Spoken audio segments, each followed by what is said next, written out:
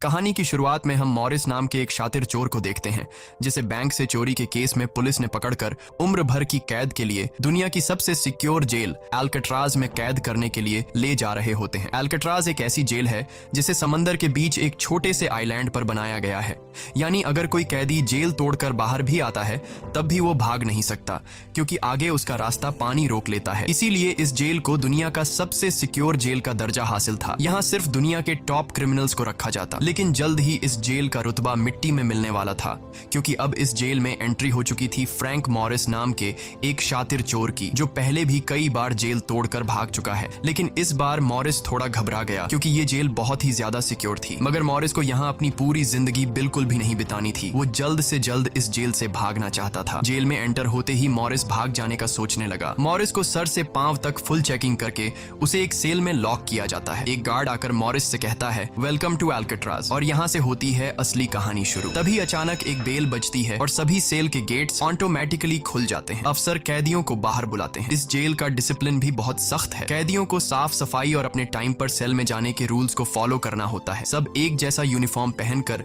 Line में breakfast खाने आ जाते हैं। मॉरिस के सामने लिटमस नाम का एक कैदी होता है। मॉरिस पूछता है कि मुझे तो कांटा ही नहीं मिला, अब मैं नूडल्स कैसे खाऊंगा? लिटमस उसे कहता है, अबे ये तेरा घर नहीं है, जो तुझे मिला है उसे चुपचाप खा ले। तभी वुल्फ नाम का एक खतरनाक कैदी मॉरिस को चिढ़ाने लग जाता है। वुल्फ से जेल में हर एक कैदी तंग था। वो यहाँ हर एक कैदी पर अपनी मनमानी चलाता था और उस पर बलात्कार के ढेर सारे केस भी हैं। इस जेल में एक से बढ़कर एक खतरनाक कैदी रखे जाते हैं। यहाँ लिटमस मॉरिस से थोड़ा खाना मांगता है और इस दौरान मॉरिस उसे अपनी प्लेट दे देता है। जब मॉरिस टेबल के नीचे से देखता है तो उसे पता चलता है कि लिटमस खुद खाना नहीं खा रहा बल्कि वो चूहे को दे रहा है। रात को एक गार्ड मॉरिस को वार्डन के पास लेके जाता है। जब मॉरिस वार्डन के ऑफिस में पहुंचता है तो वार्डन मॉरिस से कहता है कि मैं जानता हूं कि तुम बहुत ही शार्प माइंड हो और बहुत इंटेलिजेंट भी हो, लेकिन वो सब यहाँ किस काम का, क्योंकि तुम्हारे जैसे यहाँ कितने आए और गए पर यहाँ से कोई बच नहीं पाया। यहाँ कैदी बहुत ही स्ट्रिक्ट रूल्स फॉलो करते हैं। 2 महीने में एक बार ही कोई तुमसे मिलने आ सकता है और वो भी तब अगर मेरा मूड अच्छा हो। वार्डन बहुत ही सख्त इंसान है जो जरा सी गलती पर भी कैदियों को बहुत ही स्ट्रिक्ट पनिशमेंट देता है। वार्डन कहता है, यहाँ से भागने का सोचना भी मत, नहीं तो तुम्हारे टुकड़े टुकड़े कर दिए जाएंगे। जिस पर मॉरिस जवाब देता है, नहीं सर, आपके होते हुए यहाँ से कौन भागने का सोच सकता है। लेकिन असल में पहले दिन से ही मॉरिस के दिमाग में यहाँ से भागने की प्लानिंग शुरू हो चुकी थी। इस दौरान मॉरिस मौका देखते ही वार्डन का नेल कटर चुरा लेता है, जो वैसे तो बहुत ही छोटी सी चीज थी, पर मॉरिस को पता था कि अल्काट्राज जैसे जेल में इस छोटे से नेल कटर से भी बहुत बड़ा काम लिया जा सकता है। मॉरिस वापस सेल में आते ही इस नेल कटर को बाइबल में छुपा देता है। अगले दिन बाथरूम में वुल्फ फिर मॉरिस को परेशान करने लगता है, पर इस बार मॉरिस उसे छोड़ने वाला नहीं था। अब मॉरिस अपना असली रूप दिखाता है और उसे पकड़कर उसकी खूब धुलाई करता है। वुल्फ को पीटने के बाद अब मॉरिस का पूरे जेल में एक अलग रुतबा बन गया। हर कोई मॉरिस से डरने लगा। इसके बाद मॉरिस को लाइब्रेरी में काम दिया जाता है। वहाँ इंग्लिश नाम के एक आदमी से उसकी मुलाकात हो जाती है। वो इस जेल का सीनियर कैदी है। इंग्लिश को भी 2 आदमियों के कत्ल की वजह से उम्र भर की कैद सुनाई गई थी। उसने इस जेल में अपनी आधी जिंदगी गुजार दी थी। वो इस जेल के चप्पे चप्पे से वाकिफ है। उसे जेल की हर बात की खबर रहती है। उसे यह भी पता होता है कि आज सुबह मॉरिस और वुल्फ की लड़ाई हुई थी। वो मॉरिस को कुछ किताबें देता है जिन्हें मॉरिस को हर एक कैदी के सेल में पहुंचाना होता है। अगले सीन में खुले जगह को दिखाते हैं जहां कैदी कोई न कोई गेम खेल रहे होते हैं। तभी वो डॉक नाम का एक आर्टिस्ट से मिलता है जो खुद की पेंटिंग बना रहा होता है। डॉक एकदम सीधा साधा और डिसेंट इंसान है जो कई सालों से यहाँ सजा काट रहा है। उसे पेंटिंग करने का बहुत ही शौक था और अपना ज्यादातर वक्त वो पेंटिंग में ही लगाता। डॉक का कहना था कि अल्काट्राज जैसी जेल में कोई भी पागल हो सकता है, पर उसकी पेंटिंग की वजह से अब तक उसका दिमाग नॉर्मली चल रहा है। मॉरिस डॉक से पूछता है कि इस पेंटिंग में ये फूल क्यों बना के रखा हुआ है, तुम्हारी शर्ट में ऐसा तो कुछ नहीं? डॉक कहता है कि यह मेरी खुशी है जो सिर्फ पेंटिंग में है, मेरे मन में नहीं। उसके बाद मॉरिस जब अपने दाएं तरफ देखता है तो उसे ऊपर इंग्लिश दिखाई देता है। मॉरिस इंग्लिश की तरफ जाता है। जब मॉरिस उसके करीब जाता है तो उसके चेले मॉरिस को रोक देते हैं। तब इंग्लिश इशारा करता है कि अपना ही आदमी है, आने दो। मॉरिस उसके पास जाकर बैठ जाता है और तुरंत अपने दिल की बात छेड़ देता है। मॉरिस उससे कहता है कि यहाँ से बचने में आप मेरी मदद करेंगे। ये बात सुनकर इंग्लिश तो हंस पड़ता है। देखो बेटा, ये महज सिर्फ जेल नहीं है, ये हम सबकी कब्र है। यहाँ से निकलना है तो पहले हमें मरना पड़ेगा, तब जाके हमारी डेड बॉडी यहाँ से कब्रिस्तान तक पहुँच पाएगी। चलो मान भी लो कि तुम इन बड़ी दीवारों पर चढ़ भी गए और उसके बाद खतरनाक फोर्सेस को क्रॉस भी कर लिया और किसी जादुई शक्ति से तुम यहाँ के सैकड़ों गार्ड से बचकर जेल से बाहर भी निकल जाओ, तब भी यहाँ से भाग नहीं पाओगे क्योंकि आगे तुम्हारा रास्ता समुंदर रोक लेगा। इसलिए टाइम बर्बाद मत करो और चुपचाप सजा काट लो, कम से कम जिंदा तो बचे रहोगे। लेकिन मॉरिस अपने इरादे का पक्का था, वो हर हाल में इस जेल से भागना चाहता था। उस रात एक अफसर मॉरिस को बताता है कि तुम्हें कल से कारपेंट्री का काम दिया गया है, 1 घंटे का 50 सेंट्स दिहाड़ी भी दी जाएगी। मॉरिस फौरन इस काम के लिए राजी हुआ, क्योंकि उसे लगा कि वहां उसे कोई ऐसा औजार मिल सकता है जिससे उसके भागने में काम आ सकता है। अगले दिन मॉरिस लिटमस से यहाँ से बचने का रास्ता पूछता है। लिटमस कहता है, अरे ये तो बहुत ही आसान है, हर सेल में एक एयर वेंट होता है, उसके जरिए तुम छत पर पहुंच सकते हो, वहां से शायद तुम बच पाओ। और मॉरिस की बातों पर मुस्कुराते हुए वहां से चला जाता है। तब डॉक मॉरिस को खबरदार कर देता है कि वुल्फ तुम्हारी तरफ आ रहा है। तभी वुल्फ मॉरिस पर चाकू से वार करने आता है। मॉरिस अपना कोट हाथ में लपेट कर के साथ लड़ने लग जाता है। इतने में एक गार्ड उसे रोकने आता है तो वुल्फ गार्ड पर भी चाकू से वार कर देता है। अब मामला बिगड़ जाता है और वॉच टावर का गार्ड शूट करने लगता है। तब जाकर मॉरिस और वुल्फ लड़ना बंद करते हैं। मॉरिस को पता नहीं था कि वॉच टावर पर भी एक गार्ड है। वो अब एक एक करके इस जेल की हर बात को नोटिस करने लग जाता है। मॉरिस और वुल्फ को गार्ड्स डी ब्लॉक में ले जाते हैं, जहां रात भर कैदियों को अंधेरे में रखकर टॉर्चर किया जाता है। ये एक ऐसा सेल था जहां कोई भी कैदी नहीं जाना चाहता था। जाने से पहले वुल्फ मॉरिस को धमकाता है कि बेटा, तेरी मौत तो मेरे हाथों होगी। उस रात मॉरिस को तरह तरह के टॉर्चर्स सहने पड़ जाते हैं, जिससे उसकी हालत काफी खराब हो जाती है। 2 हफ्ते तक इस अंधेरे वाले सेल में रहने के बाद उसे वापस उसके सेल में लेके आते हैं, जहां लिटमस अपने पालतू चूहे से मॉरिस को एक नोट भेजता है जिसमें लिखा होता है, वेलकम बैक मॉरिस। एक दिन चार्ली नाम का एक नया कैदी आता है जिसे मॉरिस के पास वाले सेल में रखा जाता है। मॉरिस और चार्ली में जल्दी दोस्ती हो जाती है। मॉरिस फिर उसे अपने दूसरे दोस्तों से भी मिलवाता है। उसी समय वार्डन बिना किसी को बताए हर एक कैदी के सेल को चेक करता है। जब वो डॉक के सेल में जाता है तो डॉक के सेल में उसके बनाए हुए कई पेंटिंग्स होते हैं। वार्डन हैरान रह जाता है कि दिन ब दिन उसकी पेंटिंग तो बढ़ती जा रही है। डॉक ने वार्डन की पेंटिंग भी बना के रखी होती है। उसे देखकर वार्डन मुस्कुराने लग जाता है, लेकिन पता नहीं क्यों अगले दिन वार्डन डॉक के सेल में बनाई गई सभी पेंटिंग्स को बाहर फेंकने का गार्ड्स को ऑर्डर देता है। वार्डन के इस फैसले ने डॉक को अंदर से पूरी तरह तोड़ दिया, क्योंकि डॉक सिर्फ अपनी पेंटिंग के ही सहारे जिंदा था। वह अपने हर एक बनाए हुए पेंटिंग से बहुत प्यार करता था, क्योंकि यहाँ उसकी सिर्फ एक ही खुशी थी और वो भी उस बेचारे से छीन ली गई। मॉरिस उसे समझाता है कि कोई बात नहीं, वो सिर्फ पेंटिंग ही तो थी, तुम और भी बना सकते हो। लेकिन डॉक इस सदमे से बाहर नहीं आ पा रहा था। अगले दिन उसे देखकर मॉरिस गार्ड से कहता है कि प्लीज डॉक पर नजर रखिए, वो बहुत ही परेशान दिख रहा है, कहीं वो खुद को नुकसान न पहुंचा ले। फिर गार्ड मॉरिस को कहता है, तुम अपने काम से काम रखो। डॉक को भी मॉरिस के साथ कारपेंटर का काम दिया जाता है। तभी डॉक छुपकर मॉरिस की जेब में कुछ रख देता है। उसके बाद वो एक गार्ड को बुलाता है और कारपेंटरी के लिए दी गई कुल्हाड़ी से अपनी 3 उंगलियां काट लेता है और कहता है कि जिन उंगलियों से मैं पेंट नहीं कर सकता उनकी मुझे जरूरत नहीं है। यह कहकर वो चिल्लाने लग जाता है। तब गार्ड उसे पकड़ कर ले जाते हैं। मॉरिस देखता है कि डॉक ने उसके कोट में वही फूल डाल दिया है जिससे उसने अपनी पेंटिंग बनाई थी। शायद वो मॉरिस को बताना चाहता है कि इन लोगों ने मेरी खुशी मुझसे छीन ली। मॉरिस डॉक की कटी हुई उंगलियां उठाकर एक डिब्बे में डालता है और गार्ड को देखकर कहता है कि जाओ अपने वार्डन को दे दो, वो इसे देखकर बहुत खुश होगा। अगले दिन मॉरिस अपने सेल में बैठा होता है। तभी वो देखता है कि एक कॉकरोच एयर वेंट के अंदर जा रहा है, जिससे उसे अंदाजा हो जाता है कि यहाँ से बाहर जाने का कोई रास्ता जरूर होगा। इतने में इंग्लिश आकर बताता है कि डॉक ने खुद की उंगलियां इसलिए काटी क्योंकि उसे पेंटिंग करने की परमिशन रद्द कर दी गई थी, इसीलिए उसने तंग होकर अपनी उंगलियां काट ली। यह जानकर मॉरिस को बहुत गुस्सा आता है। अगले दिन डाइनिंग हॉल में वार्डन मॉरिस से पूछता है कि तुम इस डॉग को इतना सपोर्ट क्यों कर रहे हो। वह कहता है ऐसा कुछ नहीं है। ये कहकर मॉरिस वापस टेबल पर जाकर बैठ जाता है। वहां उसकी मुलाकात 2 भाइयों जॉन और क्लैरेंस से होती है, पर मॉरिस उनसे ऐसे बात करता है जैसे वह उन्हें पहले से जानता हो। जॉन और क्लैरेंस दरअसल ये दोनों किसी और जेल में मॉरिस के गैंग में थे। जॉन को अब जेल से भागने का काम आसान लगने लगा क्योंकि ये दोनों भाई मॉरिस की तरह शार्प माइंड थे और अब ये तीनों जेल से भागने की प्लानिंग करने लगे। दोपहर को चार्ली की गर्लफ्रेंड उससे मिलने आती है। दूसरी तरफ इंग्लिश की बेटी उससे मिलने आई होती है। इंग्लिश अपनी बेटी को देखते ही उसकी आंखों में आंसू आ जाते हैं क्योंकि उसकी बेटी उसकी गैर मौजूदगी में काफी बड़ी हो चुकी थी और इंग्लिश को अपनी बेटी का बचपन न देख पाने का बहुत अफसोस था। दूसरी तरफ चार्ली को उसकी वाइफ बताती है कि तुम्हारी माँ बहुत बीमार है और डॉक्टर कहते हैं कि वह 1-2 महीनों से ज्यादा नहीं बच पाएंगी। ये बात सुनकर अब चार्ली भी अल्काट्राज से भागने का सोचने लगता है और इतने में गार्ड आकर कहता है कि बात करने का समय खत्म हो चुका है। अब चार्ली बहुत परेशान होता है। वह उस रात मॉरिस से कहता है कि अगर तुम यहाँ से भागने का प्लान बनाओ तो मुझे भी शामिल कर लेना। अगले दिन मॉरिस, चार्ली, जॉन और क्लैरेंस की मीटिंग होती है। तब मॉरिस उन्हें बताता है कि हर सेल का एयर वेंट ऊपर छत पर खुलता है और दूसरी बात ये कि ये जगह खारे पानी से भरे समुद्र के बीच है जिसकी वजह से दीवारें कमजोर हो गई हैं। मेरे पास एक नेल कटर है और मैंने खुदाई पहले से शुरू भी कर दी है। अगर मैं थोड़ा थोड़ा करके खोदूं और एक छोटा सा टनल बनाकर छत पर पहुंच जाऊं तो इस जगह की जांच करने के बाद पता चल जाएगा कि यहाँ से कैसे भागा जा सकता है। जॉन पूछता है कि रात को अगर गार्ड्स को पता चल गया कि तुम अपने सेल में नहीं हो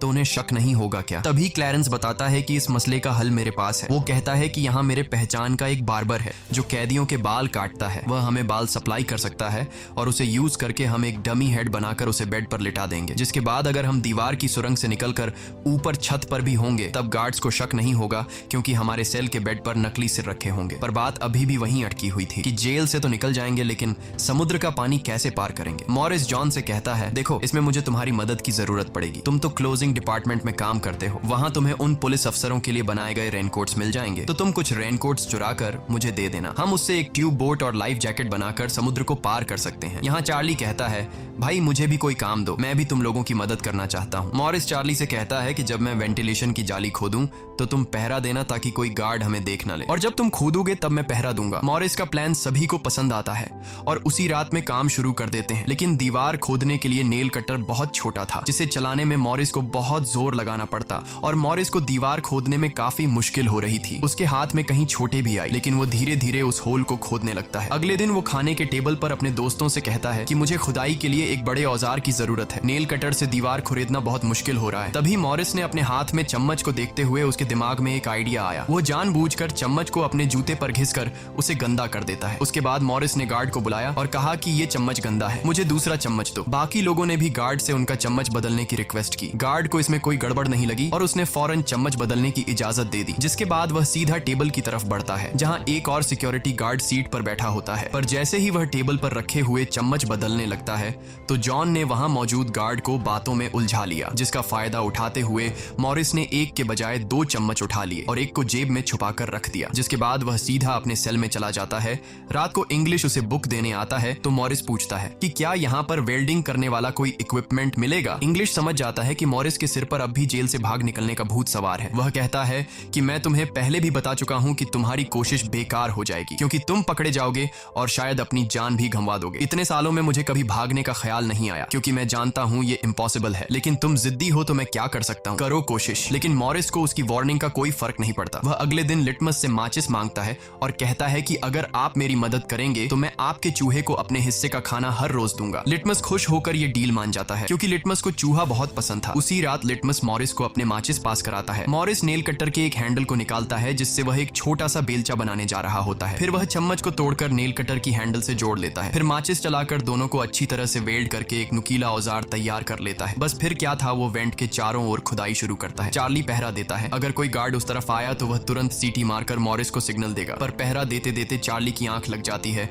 और तभी वहां पर एक गार्ड आता है। पर खुशकिस्मती से एन वक्त पर इंग्लिश ने बीच में आकर उस गार्ड का ध्यान भटकाया और दूसरी तरफ इंग्लिश की बातचीत सुनते हुए चार्ली की भी आंख खुल गई, लेकिन टेंशन में वह सीटी भी नहीं मार पाता। जिसके बाद वह कोई चीज गिरा देता है तो मॉरिस उसका इशारा समझकर वेंट को कवर करके बेड पर लेट जाता है। गार्ड पूछता है कि यहाँ कुछ जलने की स्मेल आ रही है। मॉरिस कहता है, सर आपके रहते मजाल है कि कोई स्मोक करेगा, मुझे तो कोई बू नहीं आ रही है। उस गार्ड को भी ठंडक पहुंचती कि चलो कोई तो मेरी कदर करता है। उसके जाते ही मॉरिस वेंट के चारों ओर कंक्रीट निकाल देता है, लेकिन वो देखता है कि वेंटिलेशन जाली के साथ पेच भी घुसे गए हैं, जिसे काटने के लिए कोई शार्प औजार लगेगा। इस दौरान मॉरिस को जब भी बाहर जाने का मौका मिलता तब वह ग्रिल से निकली हुई सीमेंट को चुपचाप बाहर गिरा देता। अगले दिन कारपेंटर का काम करते हुए वह एक मेटल उठा लेता है जो चाकू की तरह शार्प है, लेकिन चार्ली उसे कहता है कि मेटल डिटेक्टर से बचकर तुम्हें इसे बाहर कैसे लेके जाओगे। मॉरिस बहुत ही कॉन्फिडेंस से कहता है कि वो सब मैं देख लूंगा। जब मॉरिस बाहर जाता है तो दरवाजे पर मेटल डिटेक्टर बजने लगता है। दरअसल मॉरिस मेटल को हाथ में उठा लाया था। गार्ड पूछता है कि ये क्यों लेके जा रहे हो? मॉरिस कहता है, सर वो मैंने सोचा कि कपड़े टांगने के लिए इसे यूज करूंगा। गार्ड कहता है, ज्यादा होशियार मत बनो और वो मुझे दे दो। ये कहकर गार्ड वो मेटल उससे ले लेता है और मॉरिस को पूरी तरह चेक करके जाने देता है, लेकिन अपना हीरो तो हीरो है। दरअसल उसने 2 मेटल चुराए थे, एक हाथ में लाया था और दूसरा शूज में छुपा के रखा हुआ था। उस शार्प मेटल से वह ग्रिल को काट लेता है। अब बारी आती है गार्ड्स को चकमा देने के लिए नकली सिर बनाने का, जिसके लिए ये चारों अपनी जिम्मेदारी का काम करते हैं। चार्ली गार्ड से थोड़ा पेंट मंगवाता है। वो गार्ड से कहता है कि मुझे आर्ट बनाने का शौक है। गार्ड भी इनकार नहीं करता और पेंट उसको ला कर दे देता है। मॉरिस उस होल से निकाले गए कंक्रीट को पीसकर एक पाउडर बनाता है। जॉन नाई की दुकान से बाल इकट्ठा करके लाता है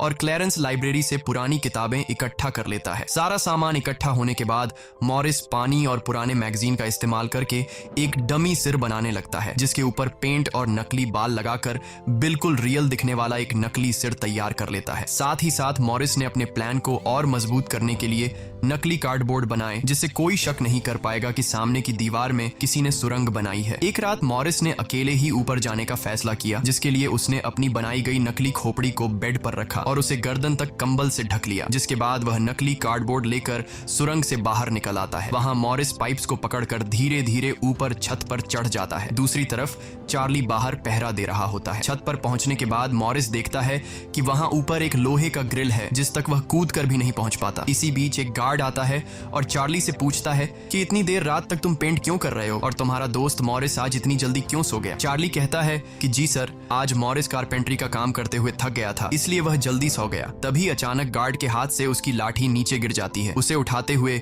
वो देखता है कि मॉरिस के बाल बहुत अजीब दिख रहे हैं। अब चार्ली डर के मारे कांपने लगता है कि आज तो काम से गए। गार्ड मॉरिस के सेल के अंदर हाथ घुसाकर उसके बाल टच करता है तो मॉरिस पूछता है, क्या हुआ सर, मेरे बाल इतने खूबसूरत हैं क्या। लकीली एन वक्त पर मॉरिस नीचे आकर वहां लेट गया था। अगले दिन मॉरिस अपने साथियों को बताता है कि छत पर एक रास्ता है, लेकिन उसे एक ग्रिल से बांध के रखा हुआ है और वह ग्रिल बहुत ऊंचाई पर है। मुझे एक और साथी की मदद चाहिए। तब जॉन कहता है कि मैंने अपना वेंट पूरी तरह खोद दिया है, आज रात मैं भी वहां पहुंच जाऊंगा, दोनों मिलकर ग्रिल को खोलेंगे। उसी रात मॉरिस और जॉन अपने वेंट्स के जरिए छत पर पहुंच जाते हैं। जॉन मॉरिस को उठाता है और मॉरिस ग्रिल को पकड़ लेता है। जॉन देखता है कि यह लोहे का ग्रिल बहुत ही मजबूत है और उसे पूरी तरह से वेल्ड किया गया है। उसे निकालने का एक ही रास्ता है और वह है इसे ड्रिल मशीन से काटना। अगले दिन म्यूजिक क्लास में सभी अपनी अपनी मर्जी का इंस्ट्रूमेंट बजा रहे होते हैं। तभी मॉरिस की नजर वहां रखे एक छोटे से पंखे पर पड़ती है, जिसे देखकर मॉरिस को लगता है कि वह इस पर काम करके एक ड्रिल मशीन बना सकता है, जिसके लिए वह चार्ली से कहता है कि तुम किसी तरह करके इस पंखे को यहाँ से छुपा लो। चार्ली बड़ी आसानी से इस छोटे से पंखे को